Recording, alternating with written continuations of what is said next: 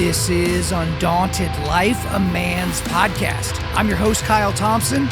Let's get into it. All right, guys, we got a special guest on the podcast today. His name is Victor Davis Hanson.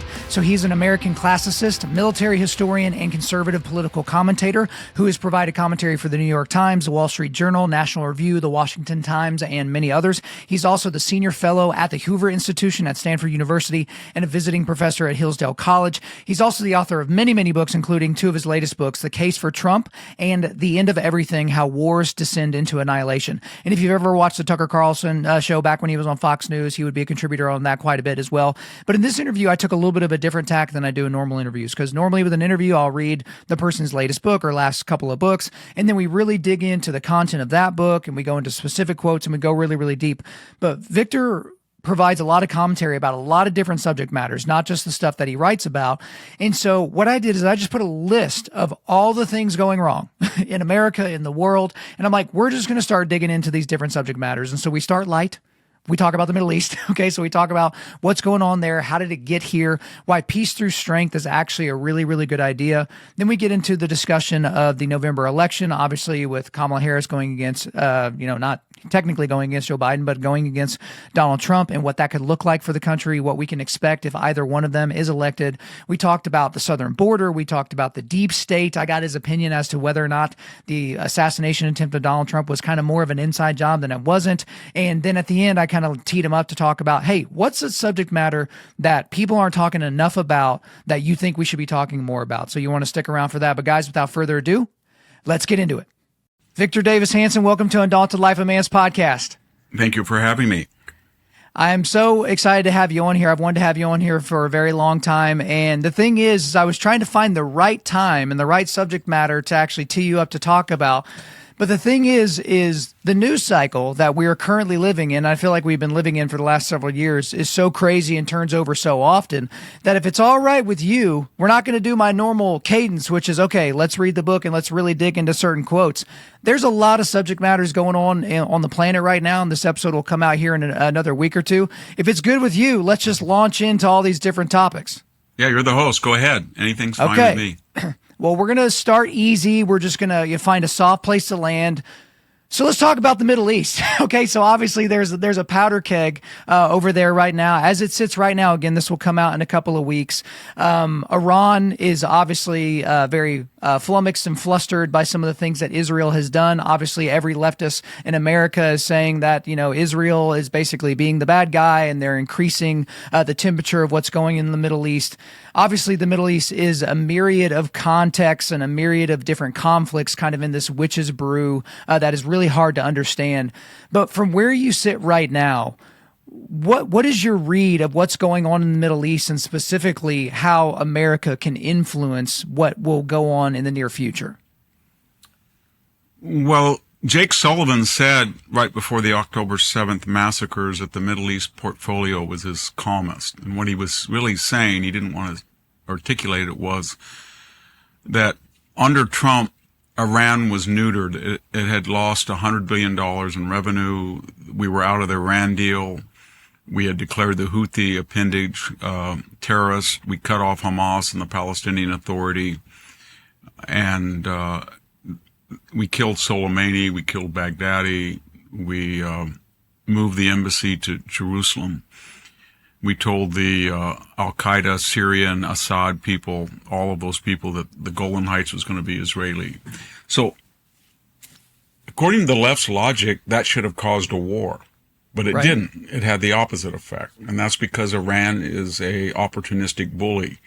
And anytime they see us distance themselves from ourselves from Israel and pander to Iran, they interpret that left-wing magnanimity as weakness to be exploited rather than to be reciprocated in kind. That's just the way they think. They have no, and so right now we have turned on the oil spigots for them. They're flush with cash. They're a new ally of China and Russia because of the Ukraine war. And the only problem, the only hesitation they have is they are baffled about certain developments. And one of them was they sent over 300 missiles and drones, and none of them hit a target. They don't know quite how the Israelis are killing all of their top people, and not just in Gaza. They're killing them in Beirut. They're killing them in Damascus. They're even killing them in Tehran. And they know that that could not happen unless people within their regime are working for Mossad. And that really scares them, because Nasrallah, Khomeini, and all of those people think if they're killing these people and we retaliate with a massive show of force, they're going to kill us too. And for now, they're testing the waters, is what I'm trying to say. And finally, they're looking at the presidential election, and they think there's a window of opportunity. They feel that last time Trump was too unpredictable. He was too confident in the United States' ability to strike back, and they feel that there's a 50-50 chance he'll be president. So they feel that, at least for now, they've got 3 months before the election, and they've got 3 months after the election. And in that 6-month period, they feel they're never going to get an opportunity again to see such disarray or passivity in Washington. And so I think it's going to be very dangerous. They're going to try to do something, but they're still unsure because they can't quite figure out what Israel is up to. And the Israelis, for their point of view, is we can't count on the United States. We got enough weapons. We're stockpiling them, and we're going to go ahead no matter what they tell us. They're very smart because they said, we're going to kill some people that have killed Americans that had bounties, and that'll embarrass the Biden administration. They'll have to condemn us, but then they'll be condemning people that they themselves put a bounty on. So this administration is probably the most anti-Israel that I've seen in my lifetime. And yet, I think if you look at everything across the map, Israel's in a pretty good position. That's counter to what most conventional wisdom says. But if they get in a war with Hezbollah, Beirut will be worse than it was in 2006. And the economic minister of Lebanon said it took them 20 years. It will take them 20 years to recover, and they haven't yet. So they know that. And so we'll see what happens. Yeah, I would certainly echo the sentiment that this is the most anti-Israel administration that we've seen probably certainly since the Obama administration, and potentially what we could see with a Harris and now Walz administration. Something that I try to do whenever I'm doing these intellectual exercises or trying to evaluate different ideologies or philosophies is I do try to steelman the opposite side. And so, Victor, I've tried my very best in my limited mental capacity to steelman the people that are anti-peace through strength, to steelman that ideology. But again, I'm fairly young in my attention span in terms of what's happened. My first election that I voted in was in 2004. Obviously, you've seen a lot more regimes and how they've operated in the international space. So is there a way to steelman people that are anti-peace through strength, or is it just basically vapid nonsense?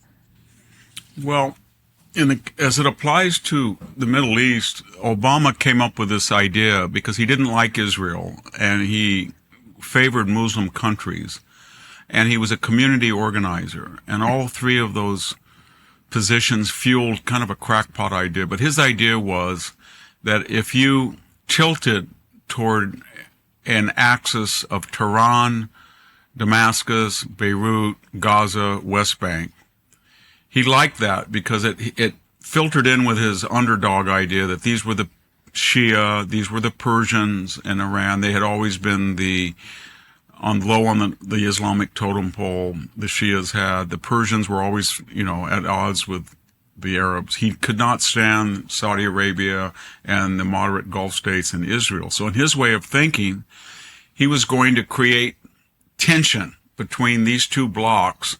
And that would mean that we wouldn't let Israel tell us, you guys have to help the only democracy in the Middle East. They would say, we're going to stand back, and then these two forces will be at each other's throat. And from time to time, we will step in and adjudicate as the puppeteer.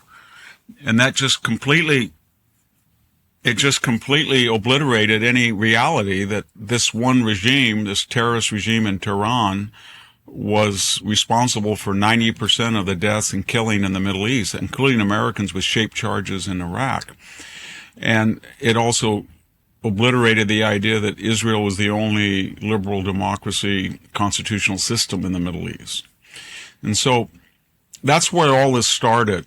If you go back to the Clinton administration, or even earlier, the Carter administration, Carter had some anti-Israeli feelings, obviously, but there was pretty much a bipartisan consensus since the 67 war that Israel was a unique country in the Middle East, and it echoed our values, and it was incumbent upon us, especially in the Cold War, as a proxy. But even after the Cold War, that it was smart to help Israel and check radical Islamic terrorism and radical Islamic states. And once we adopted that position, we had certain advantages. We were able to flip the Egyptian government from Nasser to Mubarak. We were able to flip Jordan. We were able to get the Gulf kingdoms on our side. And then that was superseded with the Abrams Accords, which said you guys not only can be neutrals, you can be allies of Israel because you have a common enemy in Iran.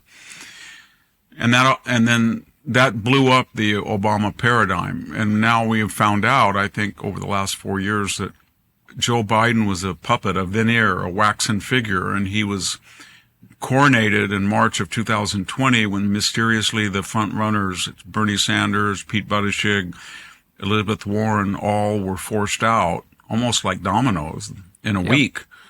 Biden hadn't won a single primary. Then he won South Carolina. They said, he's our veneer. We'll have a third Obama term, kind of a coup. And then when he was not able to fill that function any longer, it was too embarrassing. Then that same group of players got rid of him. And so they are the people my point is they are the people in control. It's mostly the Obama people. And they're running Harris's campaign now. Yeah, that's what I've seen, and let's go ahead and switch into talking about that because when Donald Trump was shot, when the attempted assassination did not actually happen, I think most political pundits are like, this is over, like this is done with. But then as we've seen over the last several weeks, the mainstream media in a very coordinated effort has created out of Kamala Harris an Obama light-esque figure who is not going to be put in front of a microphone to answer any difficult questions. And they're going to do everything they can to try to shine her up. But, you know, as we've seen throughout history, you can only shine up a turd so much. But the thing is Biden hid in his basement and became president. Kamala Harris can certainly do the exact same thing, and the media will allow her to do so, but elections have consequences. We just got through talking about a lot of the consequences that came from an impotent national security and, foreign policy. And so my concern, Victor, is that no matter what happens in November, that the country's going to burn. Now, I know conservatives aren't typically the ones that destroy things. Conservatives are the ones that build the thing, so they know what it takes to build it, so they don't destroy it so easily. But if Donald Trump wins, that means Orange Hitler is back in the White House, democracy's over with, all these types of things. And George Floyd summer will look like a picnic. But also, I think there's so much angst and anxiety on the right now about them worrying about stealing the election again, and Trump's definitely going to win, but what if he doesn't? What is your read about what happens in November, depending upon who ends up taking the White House back? Well, the election's going to be decided, I think, in just Wisconsin, Michigan, and Pennsylvania. I think for all of the loss of traction in Georgia, Arizona, and Nevada, that Trump will still win those states.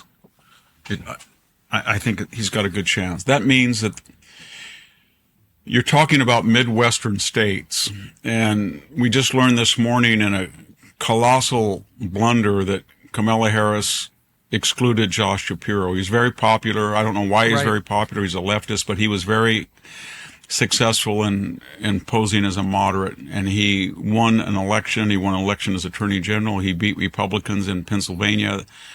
And now, not only is he not going to be a player to get that swing state, but there's going to be moderates and independents that are going to be angry that she didn't pick him because he was Jewish, and she bowed to radical Muslims in Michigan. And I don't know if she's going to pick them up for doing that. My point, and then the second thing is about election fraud in November. We're going to still see in these states the effects of the 2020 kind of stealthy campaign to change the voting laws in all these states. The Republicans didn't try to stop it. They didn't know what was going on. But when the effect of all those, whether it was ballot curing, third-party ballot harvesting. 10 days after the election, suddenly a mail-in ballot was still valid if it was mailed in. Partial names were okay. Addresses didn't have to match. Sometimes the registrar's list didn't match the mail. All of that stuff gave the Democrats an enormous advantage because 70% of the people in these states didn't vote on Election Day. But there are a few things that give me hope, and one of them is it looks like the black vote might be as high as 15 to 18%, even with Kamala Harris. The Latino vote in places like Las Vegas or Nevada might be 45%. So you're going to have a lot of constituents in these big cities like Detroit, like Milwaukee, like Pittsburgh, like Philadelphia, that you didn't have last time. And their guy is Trump, and they're going to be working with the ballots. The other thing is Trump is a little bit wiser now, and he knows when Mark Zuckerberg gives $419 million and says he wants to help ballot integrity, he means just the opposite. Yep. So everybody knows that Zuckerberg and Bloomberg and all these people are going to give money and try to warp the election by absorbing the work of registrars. So they're a little bit more savvy. And the other thing is Trump himself, for most of the time, is a lot more disciplined, and he's got people around him that are much more astute than he did in 2016 or 2020. So if he is elected, he's not going to appoint people like a John Kelly or a Jim Mattis, or people in Homeland Security that are not on the agenda. And more importantly, people that I like, I've met them, they're fine. Steve Bannon, and I don't know Omarosa or Scaramucci, but these people were not suitable for those types of jobs. They were liabilities. So he's not going to have those types of problems. So I think if he can stop the voter fraud, he has a good chance of winning the Electoral College. And yes, they will protest.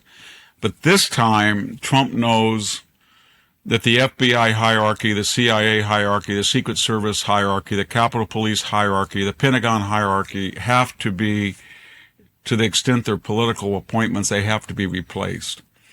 Because, and I think he will understand that. I mean, every day we realize that the FBI or today the Secret Service basically announced that the cocaine that was found in the White House, the director of the Secret Service, Sheehy, tried to destroy the evidence, and career Secret Service people prevented that.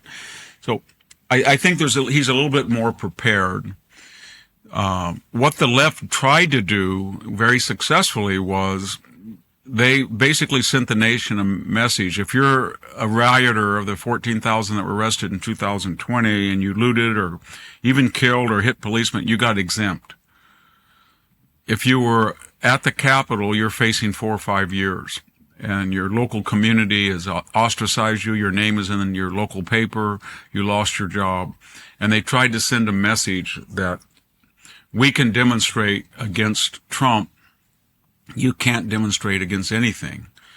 And so that's something to be worried about, because there's a lot of people who are very angry about a two-tiered system of justice. But the remedy of that is for Trump to win the Electoral College, maybe the popular vote, and to win the House and Senate, and then to bring in an experienced team and fire 20,000 of these people in the IRS, the Pentagon, Secret Service, FBI, CIA. Victor, I don't really like to get into conspiracy theories or conjecture too much, because again, attribute to incompetence, as opposed to malice. And I believe all those things. But going back to the attempted assassination of Donald Trump, you keep hearing all these bumblings about the deep state and they're out to get Trump and all these different things. And then every single bit of data that we get that comes out about the attempted assassination stinks to high heaven about how anything like this could even vaguely be possible. It's either one of the biggest blunders in the history of any type of, policing of any kind or security of any kind, or there's something more nefarious afoot. Again, even saying that, I'm like, okay, just be calm, look at what's real, and don't just create these narratives. But from your perspective, doesn't this situation seem like there were a lot of things that were coordinated so that that bullet didn't just graze the former president's head, but that it would have met its target? I don't have the information to say, but I will say it's sort of analogous to a babysitter. So a babysitter goes to one house, and the child, for some reason, she just adores the child. She loves the family. She thinks they're great. They're politically aligned with her. The next day, she has to babysit somebody down the street. She hates their politics. She can't stand them. The kid, she feels, is disruptive. In each case, she's supposed to take one to a park and let them run around and watch.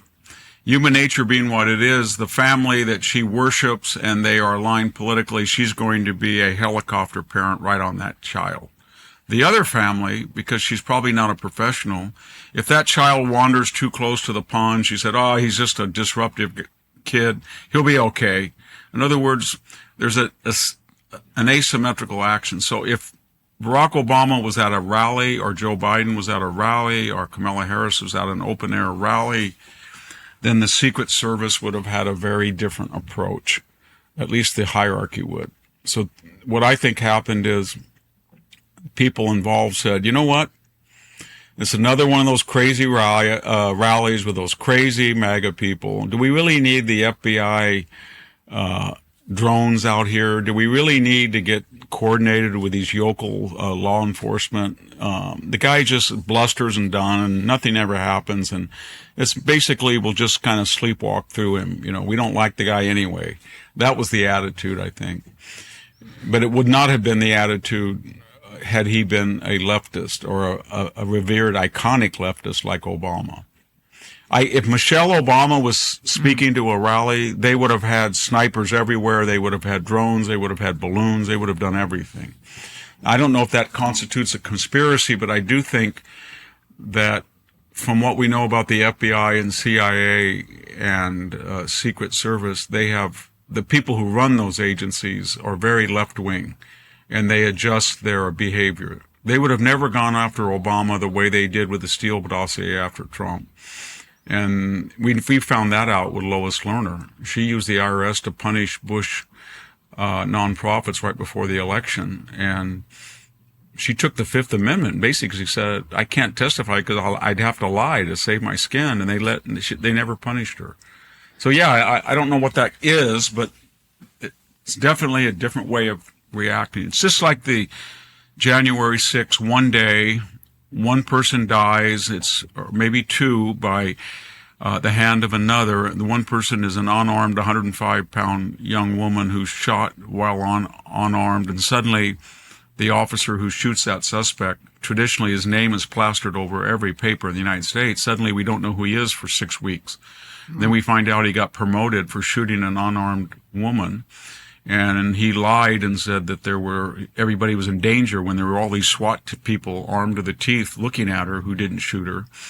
And yet you juxtapose that with $2 billion in damage, 35 people killed, 1,500 law enforcement officers injured, 2020 riots, 14,000 arrests, police precinct burned, federal courthouse torched, historic church, St. John's, across the street from the White House, torched, and the people trying to break into that White House grounds to kill Trump. Nothing. Almost all of those people were let go. Is that a conspiracy? I don't know. It just seems to me that they don't even go through the motions of a conspiracy. They just overtly treat one group of people very differently than the other. And the brazenness of how overt they are with it is somewhat shocking. And I think the brazenness is a feature and not a bug. This all kind of gets into a discussion about the supposed, if you will, deep state. And so, again, Trump was very big in 2015, 2016, leading up to the drain the swamp narrative. That was a big thing, and a lot of people bought into that.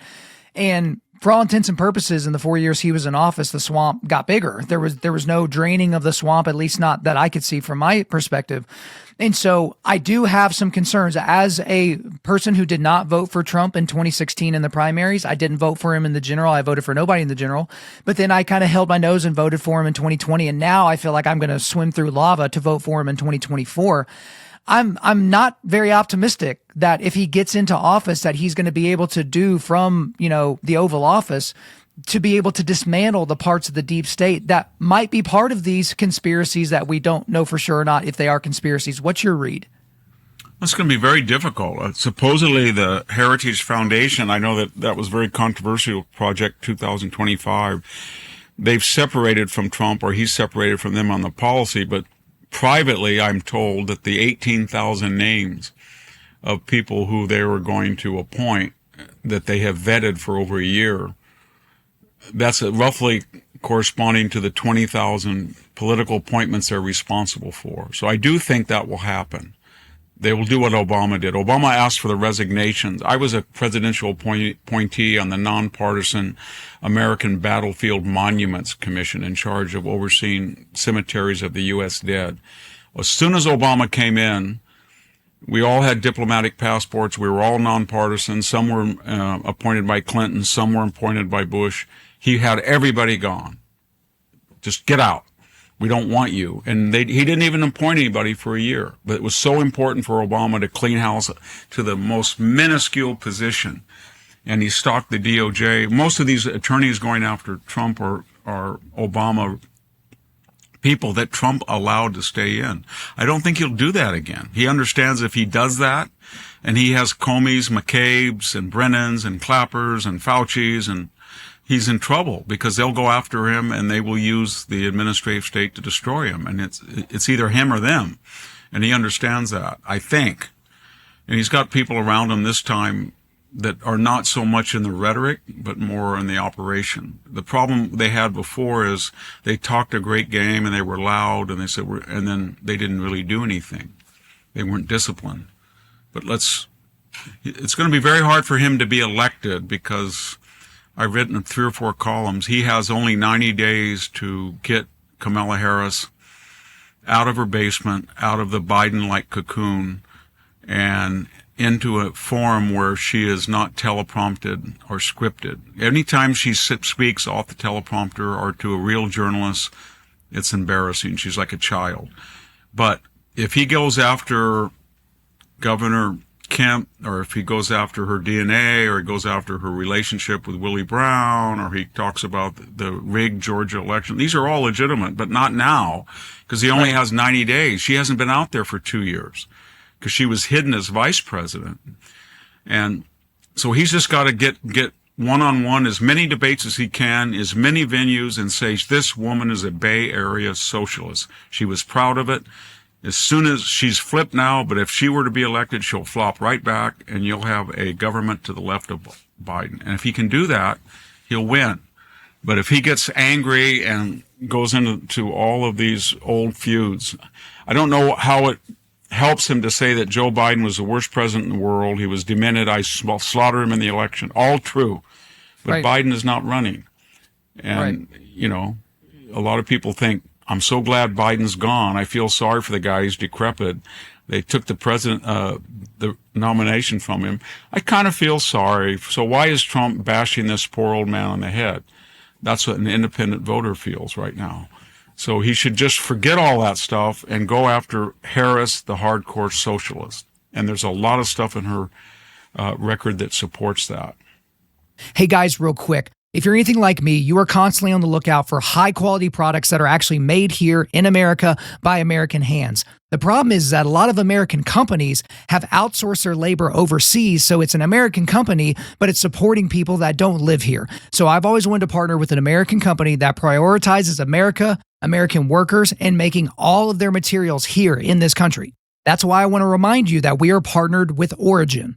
Origin is an apparel company based in Maine, and they are focused on getting as much manufacturing back to the United States as they can possibly do.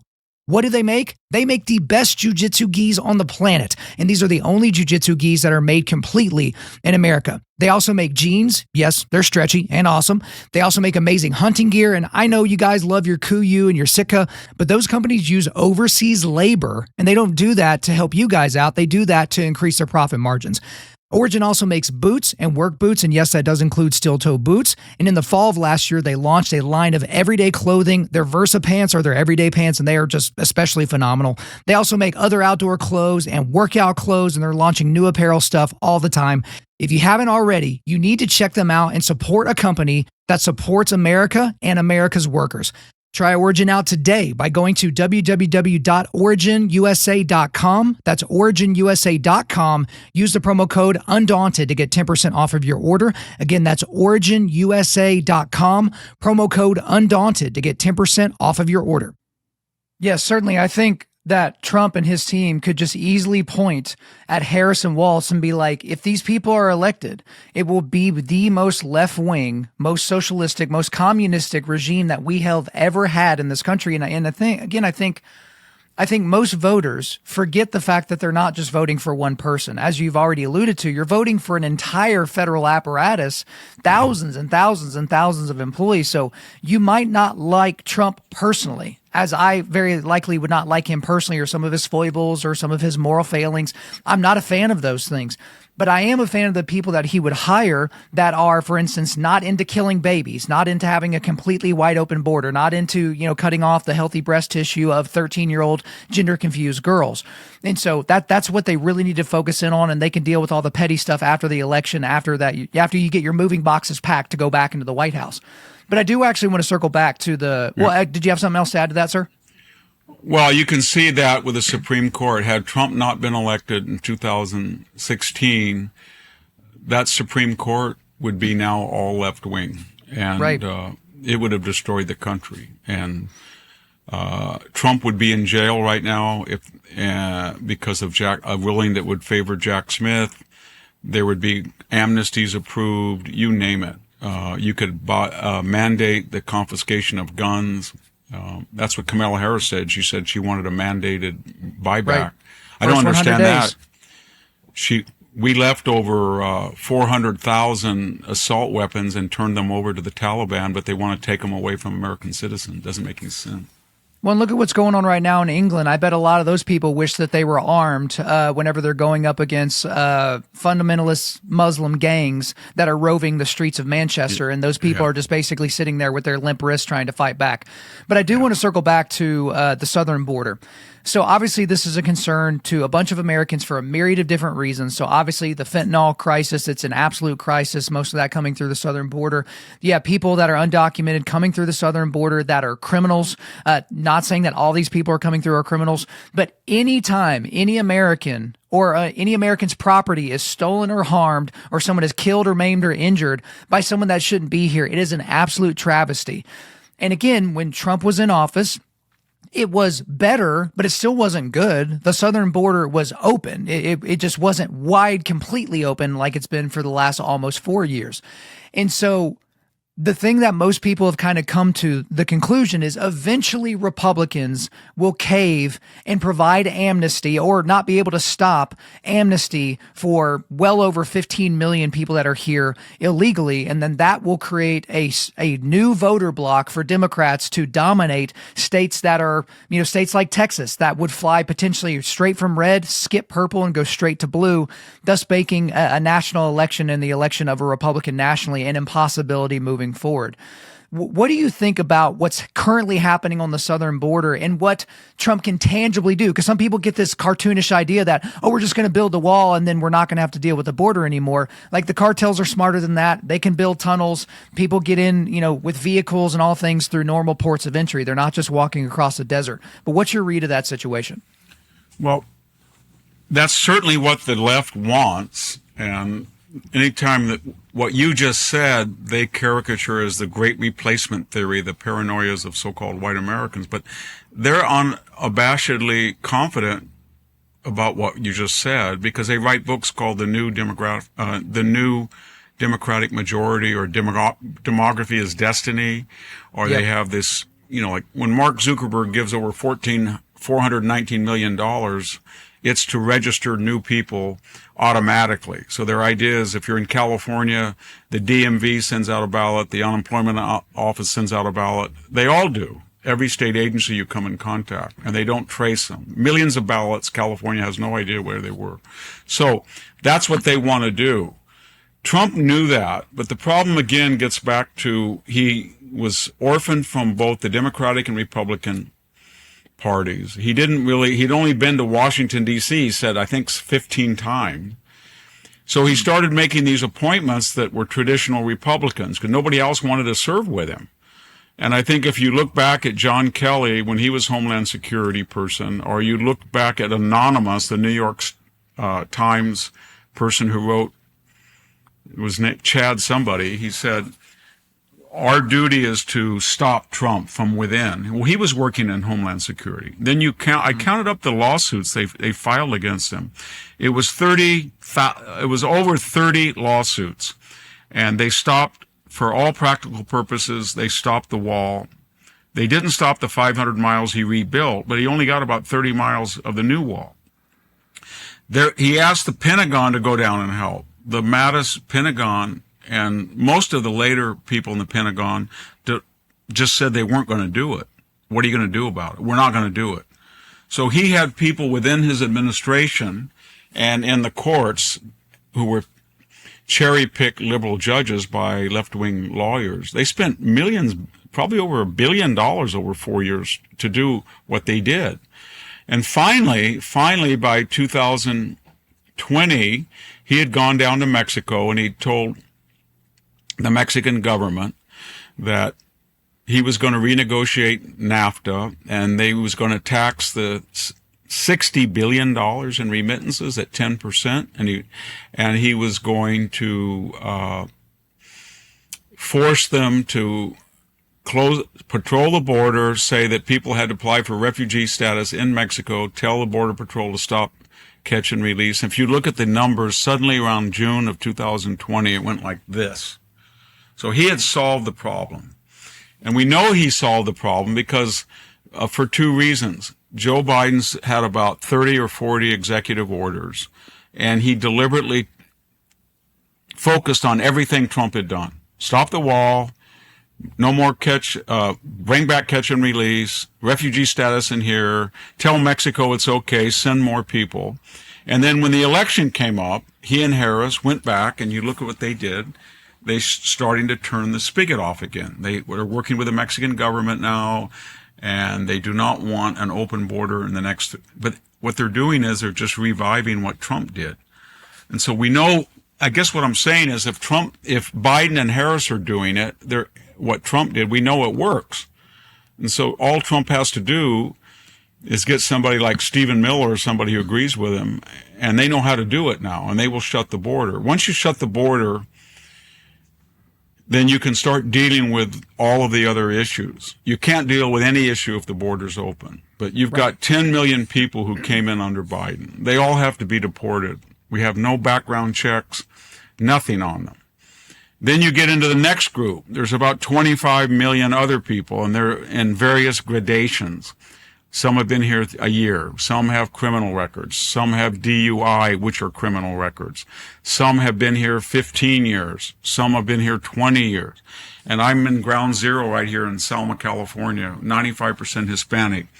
So I found a dead person in my orchard. Every Sunday I go out with a pickup truck and pick up trash. It's all in Spanish. I'm talking about wet garbage, car seats, appliances.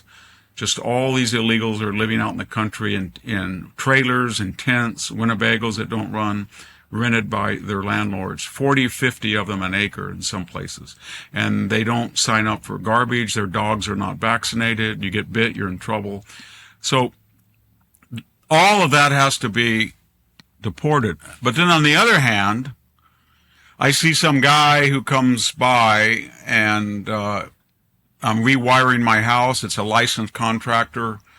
Everybody's licensed. I say to the contractor politely, is this person legal? Well, he's been here 21 years. He came when he was 4. He served in the military. He's never been on welfare, and he's my best electrician, and he's a Trump voter. And then you say to him, well, don't you think they should deport him? And he says, well, where would he go? So what I'm getting at is in order to deport the 20 million people you should deport, there's going to have to be some, and I don't mean citizenship. I don't mean amnesty. I'm just saying for the 5 million who have been here over 10 years, they've never been on welfare, they're working, they've never been arrested. Many of them have been in the military. If they want to apply for a green card, then that's up. I think we could give them a green card, and then they can decide what they want to do. But they'll have to apply for citizenship the way legal immigrants do. It could take them 10 years. Ronald Reagan did that on the Simpson-Mazzoli Act. It was kind of a disaster. He gave everybody who was here, 6 million people, a chance to apply for citizenship. You know how many people applied for citizenship? 30%. 30%. Wow.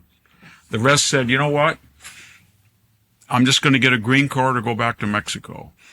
I don't think very many of them would apply because you know what? To be cynical, what's the advantage of citizenship anymore? If you think about it, what can a green card holder do that a citizen can't? He can serve in the military. He can get federal welfare. He can get state welfare. He can apparently go across a border without a passport, just like Americans. They're voting in Berkeley. Non-citizens are voting in Cambridge, Massachusetts. In California, non-citizens are appointed to offices. So citizenship is really evaporated. So I don't know what he's going to do, but he's got to if he can deport the 10 million people who came in under Biden, that will create a different climate. And you won't see people. If he deports 10 million, you won't see people in L.A. Coliseum rooting for the Mexican national soccer team against their own team. If he can do that. Yeah, that's something that I've seen and I've commented about on the show before, to where it's like, if you come here because you want to be in this country so much because the country you come from is so bad, then why are you cheering for your home country against the country that you're actually taking up residence in? It's absolutely anathema to me. I don't understand it. But Victor, we're running short on time, and so I've got a million other subject matters I'd like to talk to you about. But I just want to tee you up to talk about whatever you want to talk about. Is there a particular topic, because of the craziness of the news cycle and the election year and everything else that's going on, is there something that is flying under the radar that people aren't talking about at all or nearly enough that you want to make sure that we're aware of? Well, if you look at all of the Biden issues, the border, the economy, crime, foreign policy, he's not even getting close to 50% approval. And when you talk to people, and I talk to people of all walks of life, because I live two existences, one at Stanford University during the week with the most left-wing wealthy people in this country, and then here in southwestern Fresno County, some of the poorest people. But wherever you are, there's an anger, and I don't know how to describe it, an anger that there's a two-tiered system of justice, and there are bicoastal elites that are using their globalized money and influence in the media, in entertainment, in the universities, in foundations on Wall Street and Silicon Valley to push utopian agendas that nobody wants and which they themselves would be hurt, but they are so wealthy they never expect to experience the consequences of their own ideology. So they hate charter schools. They're all for teachers' unions, but their kids are in parochial schools or private schools. Yep. They demand 30 cents a kilowatt so nobody can turn the air conditioner here, but they've got 9,000 square foot homes and they don't care because they make so much money. And down the line, they want to ban natural gas, but they have Italian natural gas stoves in their homes. I've been in them. They say that everybody's got to have an EV. A trucker should have to charge his semi every 300 miles, but they fly on $50 million jets. And everybody understands that now, and they're getting really, really angry about it. And I don't know how that anger, it seems to me that it's manifesting in two different ways. One way is a monastery of the mind, where the guy says, and I talk to these people all the time, I'm done.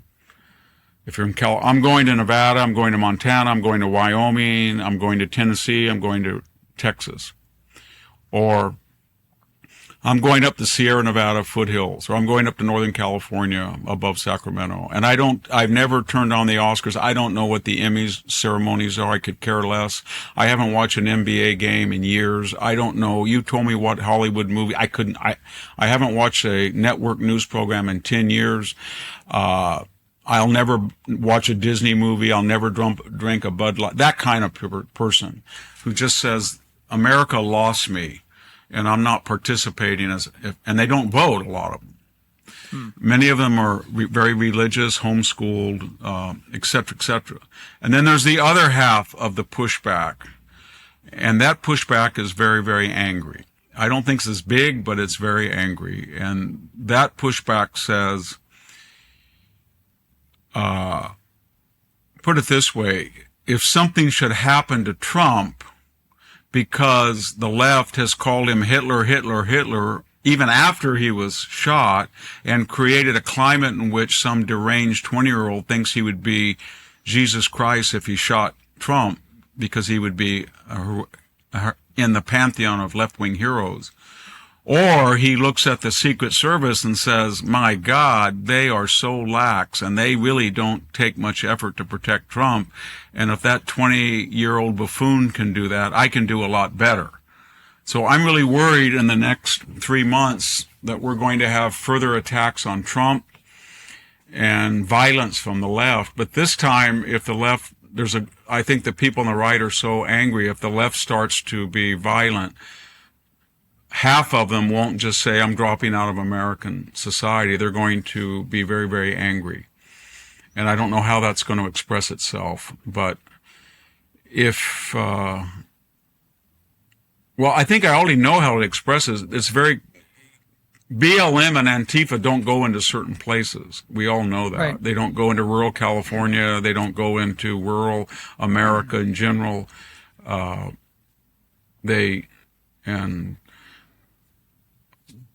It's a very dangerous time. It's going to start in Chicago because I think Kamala Harris was so scared of a riot from the Islamic people had she appointed Josh Shapiro. But I still think they're going to cause a lot of trouble. This time, everybody on the right will say, "Go ahead and do it. It's your people." But it's going to get pretty frightening, and we'll see what happens. If Trump were elected, there's going to be some pretty wild things. I think he's going to pardon most of the January 6 people, which most of them need to be pardoned, almost all of them. But that's going to be a very contentious issue. I think before anybody knows it, on day one, there's going to be bulldozers down at the border building that wall to finish it all the way. And their left is going to go hysterical. I mean, they're going to go crazy.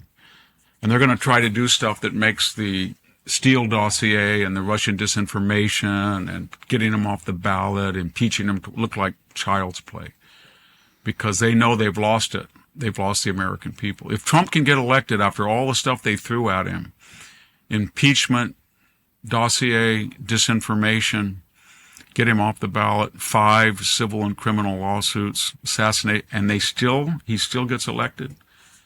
I mean, that's pretty amazing. And I think they'll go crazy. They'll say, how do you stop this guy? Yeah, I mean, it'll be Teflon Don to a new level and to a degree. I think it'll be the Jason Aldean song, Try That in a Small Town, but across the entire country. So, yeah. Victor, we are completely out of time. Yeah, I'm so happy that we're able to weave in out of all these different subject matters, but that's all for me. Is there anything else you want to get off your chest? No, that's it. Thank you for having me. All right, thanks for coming on. Okay. There you go, guys. Hope you enjoyed my time with Victor Davis Hanson. But before we let you go, we are going to do a quick resilience boost. At Undaunted Life, our mission is equipping men to push back darkness with content that forges spiritual, mental, and physical resilience. And so I've got a link to Victor's website here. I've got a link to his latest 2 books, The Case for Trump and The End of Everything. Make sure you go and check all that out. Thank you for listening to this podcast. Wherever you're listening to this, please subscribe, rate, and leave us a positive 5-star review. If you want me to come speak live at your event or on your podcast, just shoot me an email to info@Undaunted.Life. That's info@Undaunted.Life. Follow us on Instagram and like us on Facebook, and check out our website for everything else, including how to donate to keep more content like this coming your way. Just go to www.Undaunted.Life. And as always, we want to thank the band Holy Name for allowing us to use their music for our content. The music on this podcast is their song Perpetua, which is off their self-titled debut album on Face Down Records. The links are in the description. I'm your host, Kyle Thompson. Remember, keep pushing back darkness, keep forging spiritual, mental, and physical resilience, keep seeking the Lion of Judah.